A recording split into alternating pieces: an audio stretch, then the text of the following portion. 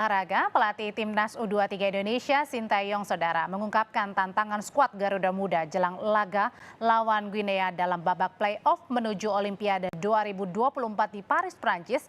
Mental pemain menjadi fokus perhatian. Sintayong Saudara menyebut para pemain Timnas U23 sudah latihan pemulihan guna menjaga kebugaran tubuh. STY juga memastikan kesiapan mental pemain jadi perhatian utama.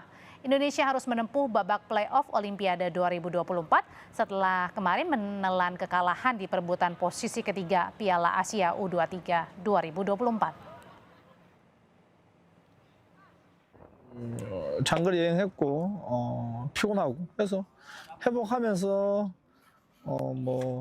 부분 전술 훈련 이 정도.